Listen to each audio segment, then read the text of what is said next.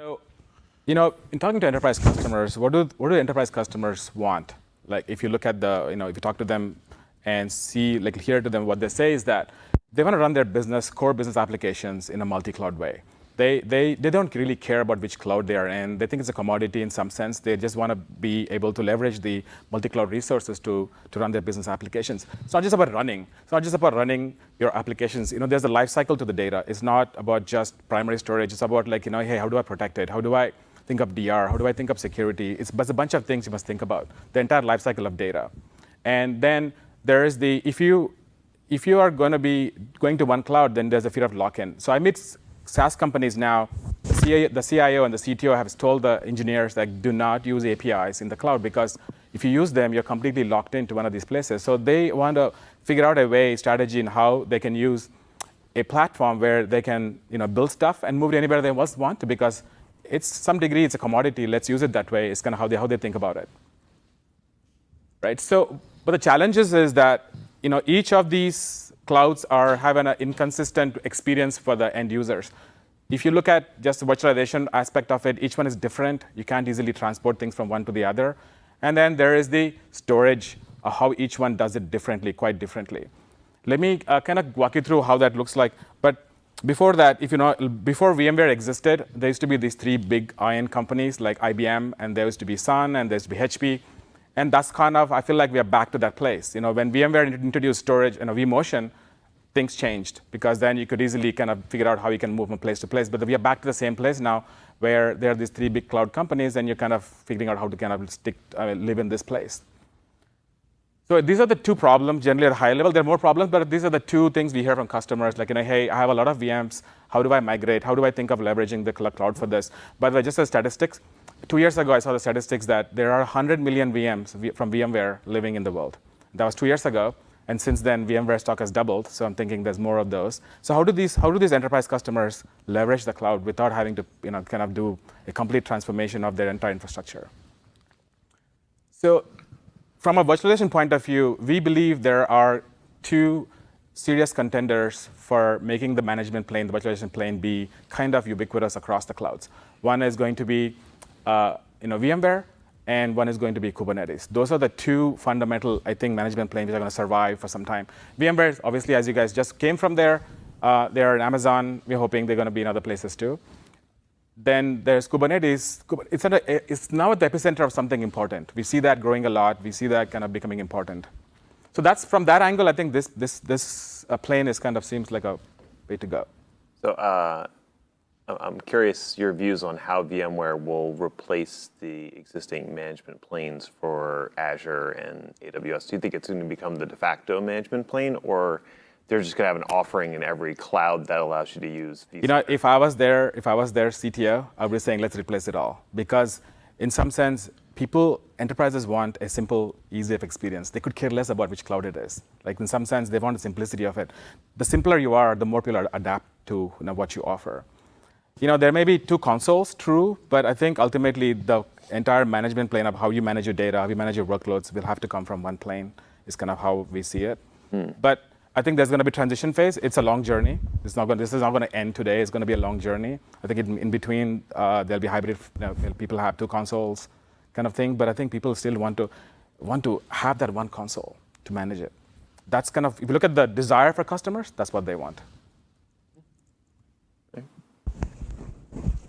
So we look at from the layer of management plane, there are these two.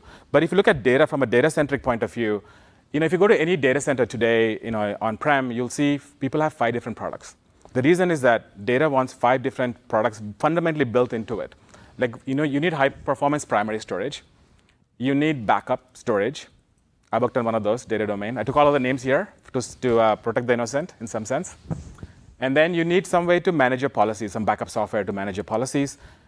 And then you have some mobility orchestration layer to move data back and forth. And then finally, you need to think of security. So given all these products together, each one is kind of, some of them are legacy products, some of them are a little modern. But if you want to move to a different place, if you want to move from prem to a different prem, or you want to move from prem to a cloud, how are you going to move these things from one place to the other? These products together can't move to another place. If you want the mobility to a different place, this is not how it's going to be it's gonna landlock your data. This is exactly what the enterprise customers are facing. They can't click a button and say, let's move. It's not that simple because of these 5 products you have to kind of buy fundamentally. So you would think that the cloud is different fundamentally, but it's not. If you look at AWS, it has the same 5 things minimum you need to do from an API perspective to use. You have high performance for EBS, and then you have the S3 and Glacier to kind of keep your backups and store cheaply your deep copies of stuff. And then you have AWS also has a lifecycle manager for your data. And then you have encryption. Basically, the same problems exist in the cloud also. And this you can replicate in Azure and Google. They all have similar APIs, but different. They're not exactly the same. Each one is funky. Each one you have to learn how to use the APIs. And kind of, S3, for example, is very different. Looks at the high level same, but it's very different. So if you want to move from place to place, it's going to be very hard. You're going to be cloud locked. It's either landlocked or cloud locked in one of these places if you're going to use it. So what we have done is the hard work of actually combining all of these functions into one software-defined layer. Is that we spent, which is what Tim was saying, is that we spent 4 years building this foundation where it's built such a way that it's easy to add all these functions on top of it. We added high-performance primary storage. We added backup. We come from that world. We know how to do this. And we added a way to have a catalog to build your policies and search for things. And we have a unique mobility story, and that's what we'll be showing a demo for you pretty soon. And we have an end-to-end encryption, which is unique in what we do. In each dimension, we're really good. It's not like we're good enough in each one. We've actually done a pretty good job of in dimension what it is. I'll show you a little bit more about that as we go along. So the idea is that if you're going to move your data, these functions come with you. It's not that you have to bring 5 functions, 5 different things with you. You move your data, all of these come with you. So it becomes easy kind of to think about how your data is going to be kind of easily manageable. You get a consistent experience for yourself. So that's the idea, is that what's the outcome for customers is that our software can run in any of these places. And we have this controller we call Cloud Shift. It's an orchestration layer which can move things around from place to place in an orchestrated runbook way so that you can precisely say how it's going to come up on the other side. And the idea is that you set up a global data policies from birth to when it dies, and then you can manage it from one pane of glass. That's the idea outcomes we're giving to customers. It resonates with our customers because nobody's offering something like this. It's a very unique way of solving the problem. Any questions so far? Everybody's still quiet? It's all making sense. So just putting all together, we want to work with any management plane there is, and these are the 2. If there's something new comes up, we're happy to work with it.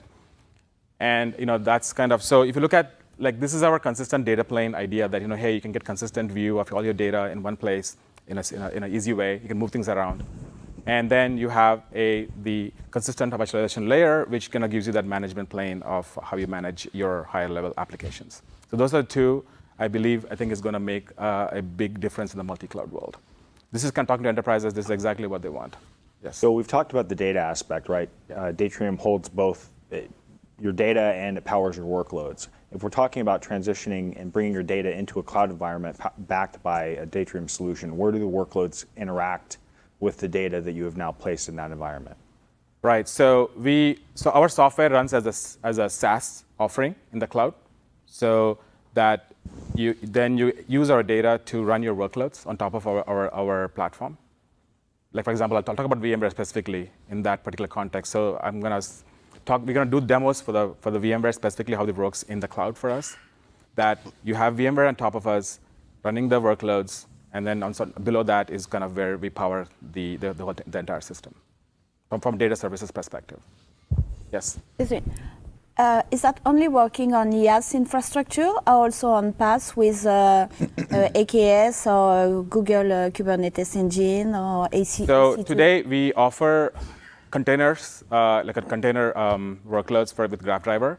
We don't have we are working towards the Kubernetes ideas, but not yet. This is just a thought process on how we're going to thinking about it. You mentioned the platform you have is a SaaS platform. Is that? So I'm just trying to understand this. So you've got your platform sat inside a cloud provider. Yeah. And I'm connecting to that for storage. Yes. But that's a SaaS solution. So you're storing my data transparently to me inside of your SaaS solution. That's right. I don't have any tenants. It's not in my tenant or anything at all. Yeah, so we have two options. One is that SaaS service as like we will own the cloud, and the other one option is that you bring your cloud to us and we'll deploy automatically a SaaS service in your cloud, like in your account. So if I have concerns about Yeah, data, that's right. Then you can deploy the other model where basically we will still be like a software as a service, but still it'll be in your cloud. It's your control. It's completely yours. That's a big question people do have. And some people want the simplicity, click a button, I just want it done, I don't care, as long as it's SOX compliant, whatever. But some people do care about it, enterprise customers do care about it, so that's why you bring your own cloud is what we're saying, and then we will deploy automatically in your cloud, and it'll still be the same experience, but it's your data, everything is yours, if you don't touch it. Okay, and the piece here where you're showing VMware and Kubernetes, just to understand that, the VMware piece here is not the on-prem VMware. Yeah, it's a VMware on-prem or VMware on the cloud, wherever it is. So are you running VMware on top of these cloud providers, or? Yeah, not us. In some sense, VMware is already there. Like I'm sure you just guys came from there. So the VMware cloud on AWS, for example, particularly. So here, when you say consistent virtualization plane, that's only consistent if it's VMware on-prem or And VMware in AWS. That's right. But not in considering the colors. And Azure, in Azure, or yeah. GCP. Okay. So we are, I'm thinking from I don't know if they're not told us, but I'm thinking they'll probably be there one of these days. Okay, no, it's just to understand how this. Yeah, so that's true. There's at least one of them is aspirational a little bit. Like, hey, some things do work. Like, for example, the Amazon thing does work. The one in Azure, okay, not yet. So. What about the vCloud Air that was purchased by OVH? Is that also a supported cloud? Not today. Okay. But we want to make the one thing work really well, because I think when people want to aspire to cloud, they think of Amazon or to think of Azure. So we want to make those things work really, really well and kind of take down that path. And because as a small company, startup company, you got to focus on a problem and really solve that really, really well before we expand. Otherwise, we'll have like half-baked solutions everywhere. So it's important for us to focus on one thing. But once you focus on that and get that right, we can easily then replicate that success somewhere else. Right. I think a concern for me would be, what if Microsoft never launches VMware in Azure? It's a good concern. Then you know what? The world will decide some degree that how this is going to play out. You have to adapt to that new world. Right. Yeah. Okay. But so you can run a cloud version of your software solution on top of those providers.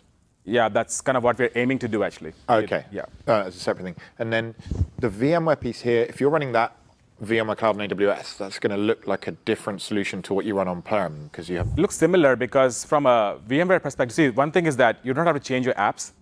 They still are the same apps. You're not converting anything. If you have scripts against VMware, it'll still run the same scripts against VMware. From that aspect, it's same.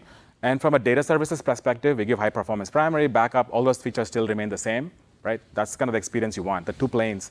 The management plane looks the same, no conversion of VMs, it looks the same. From a data management perspective, like the life cycle of data, like how do you protect it, how do you run it, all those things remain the same. So I think we want to make it so easy that it looks just, we'll show a demo to you at the end of it, how you cannot even tell the difference between it running there or here kind of thing. That's kind of what you want to give customers.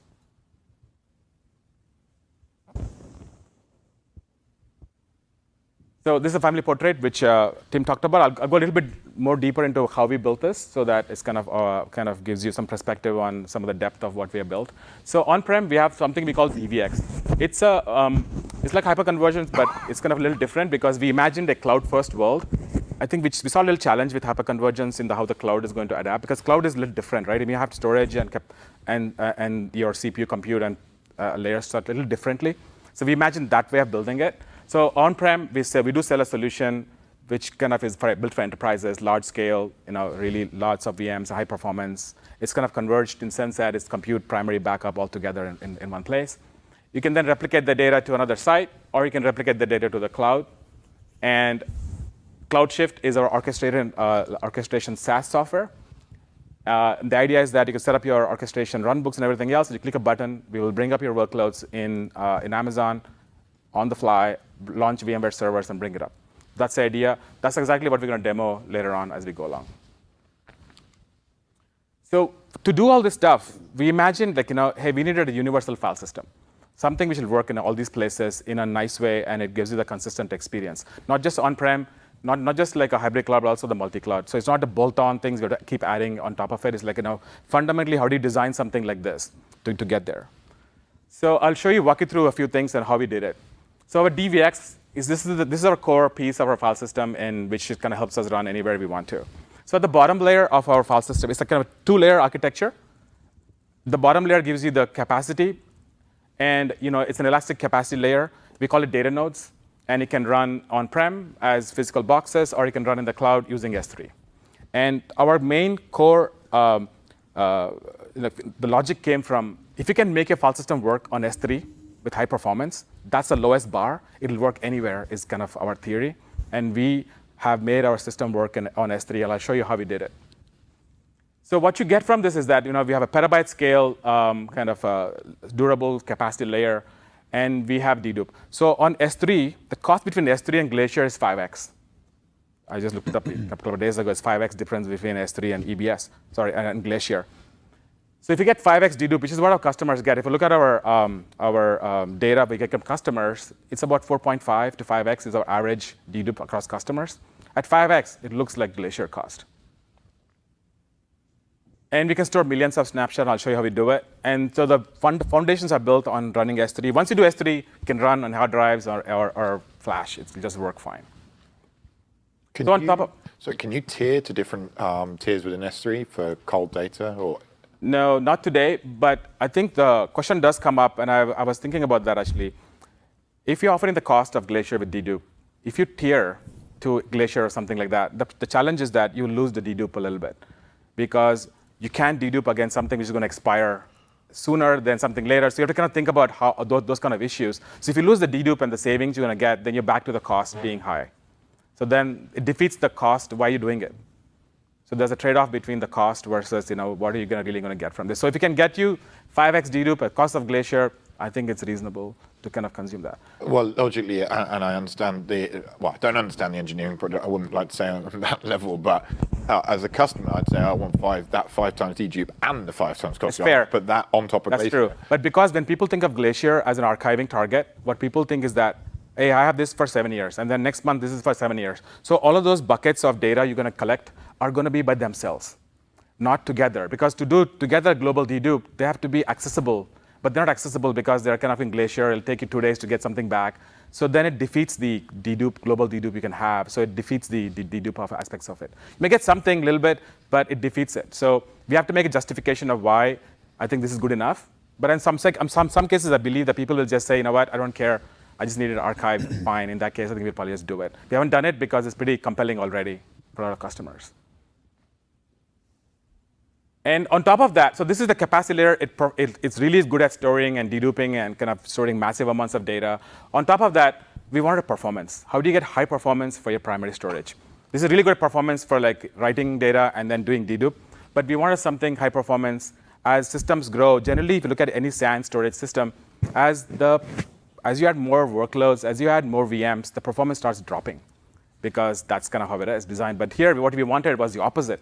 If you add more workloads, system gets bigger, it becomes faster and faster is what we wanted. So our software runs on these compute servers. So I'm giving you an example of VMware. I'll pick VMware as an example throughout my next couple of slides. Like in VMware has compute servers and also hosts. Our software runs as a VIB on all these servers. It takes advantage of the local CPU a little bit. It performs dedupe, compression, some of the algorithms we do.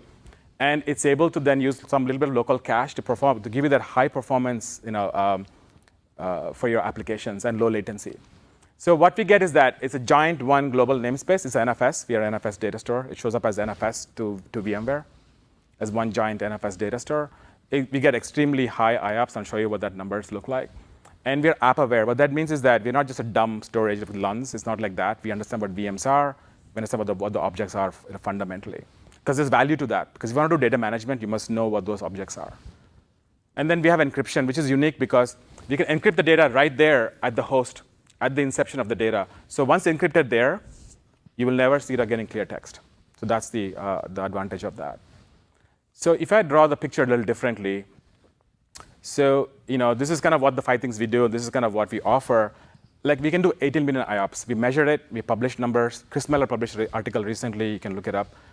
It's pretty high performance. And we have something we call atomic snapshots. I'll talk about what that is a little bit more detail later on. I think it's a pretty unique way of doing it. And we have a search catalog. Like it's built in. It's high performance, way to search for objects if you want to. And we have universal dedupe. I'll tell you a little bit more. Everybody says they have dedupe. I'll tell you a little bit more why it's different. And then we have an end-to-end encryption story. So if I were to like dig a little deeper into the foundations, why can we work on S3? I'll tell you something foundationally which is different. So there was a paper in 1992 from Mendel. He's the founder of VMware. He's also an investor, happens to be in Datrium. It's a coincidence. But that paper is foundational. It was a paper sitting by itself. The idea was simple. Convert random writes into sequential writes. It looks a simple idea. It's complicated to implement, especially in a distributed way. Google is one example where the Google Files is powered by this foundational idea, is that once you're able to convert random writes into sequential, you can use anything you want. You can use S3, and it'll shine, it'll rock S3. So that's why we believe that that's the foundation and what powers our file system. The next thing is that we used for backup, we have used something called LSM trees. It's a log structure merge tree. It's also a very old paper, but it has very foundational characteristics that you can do this versioning file system, which is different from snapshots a little bit, but it's kind of versioning of how you do it. It scales large, it scales well, it works on S3. That's the beauty of it. And one of the things we can do is, and that's a little interesting, is that most people can replicate forward snapshots. You can replicate backwards also. So that's kind of an interesting way to look at it. And I'll talk about atomic snaps. So if you do backups of your VMs, they back up one after the other. Like if you set up a policy, hey, I have 200 VMs, I'll do backups of them one after the other. One of them starts at 1 o'clock, 1:05, 1:06, and whatever. So when you recover your VMs on the other side, they're not consistent with each other. That's the problematic. I don't know how people recover from these backups because there are 200 VMs. How do you recover from them? So what we have done is that when we snap thousands of VMs atomically at one shot, so that when you recover, they're all together at the same point in time. If you're going to do DR, you have to consider how to do this. And you can only do this if you have a converged system. Otherwise, you can't do this. Backup vendors cannot do this. And we have dedupe use crypto hashes. So most people think crypto hashes is kind of like, is good for dedupe. Could I just back you up for a second? How does your structured file system overcome eventual consistency in S3? So in S3, do you want to answer the question? So we don't use the eventual consistency in S3. All our writes into S3 are strongly consistent. We don't do writes that makes the puts into eventually consistent objects. So all the writes, all the puts we do, all the operations that we do from our file system to write to S3, they're all strongly consistent. Okay, thanks. So I built some parts of the file system, not all parts of it. Sometimes the questions I have to ask the other team. Any other questions on this before I move to the next one? Okay. So one of the things we found is that if you use crypto hashes, if your entire data is built on crypto hashes, you can do blockchain-like integrity checks. Like if you can verify your data multiple times a day, and when you send data from place A to place B, you can actually verify your data to be correct. If you send a VM snapshot from place A to place B, you can verify the correctness of it all the way end to end because of the crypto hashes. It's a pretty cool feature. Most people don't talk about it. I think it's a very powerful feature that you get correctness guarantees wherever the data goes. I think in an enterprise company, you have to think about these kind of things. And also, once you have a lot of data, how do you move it? I think with dedupe, you can move things faster. Just a simple thing like 5x dedupe, you'll move your data 5x faster. It's a very simple math.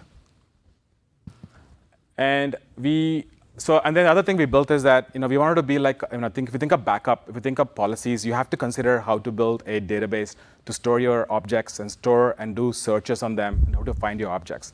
So that's what we built. We have a high performance key value store in the system, and you can search for objects you want to, and also you can restore any granular objects you want. You can dig into a particular VM snapshot, whatever, and get the object you want to get back. So not only locally, but in a global way, you can get anything back from wherever you want to. And blanket encryption, I mentioned before, it starts at the inception of data without dedupe loss. One of the challenges is that if you encrypt your VM, you're going to lose all dedupe. But if you do it just below that, I think if you can do dedupe right there, you can do encryption right there. And so it's a very unique way of doing it. Once encrypted in the host, never to be seen again in clear text. That's a pretty, so basically, given these days, the ransomware, whatever, virus attacks, I think it's a lot of customers like this particular aspect of it. So that's a high-level view of our, without going too deep dive into each one of them, there's a perspective of how we did what we did. But our foundations are built on the LFS. It's pretty cool, and we made a large-scale, petabyte-scale LFS file system. So it's not just technical foundations we worry about. We also worry about how the customers are going to experience our system. We really care deeply. I would say half the time we spend deeply about how customers are going to get that experience of simplicity from us. So the first simplicity comes from having a converged data services, that you don't have to think about having different products to manage your data. That's one aspect of it. The second aspect of it is that we wanted self-driving features. What that means is that we wanted to have less checkboxes, less knobs for you to tweak. If you're providing knobs for the customer to turn things off, on and off, it means you don't know what is good for your system. So you're letting the customer decide for you. So we've taken away a lot of the knobs wherever we can to make it as easy to use as possible. And the other one is that we are used to the iPhone, Netflix, Google, stuff like that. So our UI is consumer grade. You'll see it pretty soon. And then finally, what we wanted was a consistent multi-cloud experience, that it looks the same no matter where you go, in whichever place you go. So this is really important for us, which is why we have that 5-star rating from customers, because the simplicity of the product kind of it just works by itself. You don't have to touch it. Sorry, can interrupt for a second. So I might have missed something along this, but are you software? Are you hardware? Yeah, so on-prem. So let me go back to that picture. Sorry, I'm just a bit... Yeah, so on this picture, on the data center, on the on-prem, we're a software company, true, but we deliver through hardware. There's hardware, our data nodes are hardware appliances. Right. And that's what we deliver to customers today. And on the server side, we do ship also servers for the customer, or they can bring their own servers to the game. Okay. Right? So think of a hyperconvergent storage solution. Yeah. That we will deliver hardware to the customer. We don't care about the hardware, but we do need hardware to run our software. But right now, we do ship, data nodes do ship from us as a hardware appliance. But can I run it on commodity? Commodity on the compute side, yes. On the data nodes, not today. But we are thinking about how to make it commodity. Right, soon. okay. On the cloud, of course, it's just a SaaS kind of software. It just installs itself. Fine. Yeah, it just was unclear. Yeah, fair enough. Good question.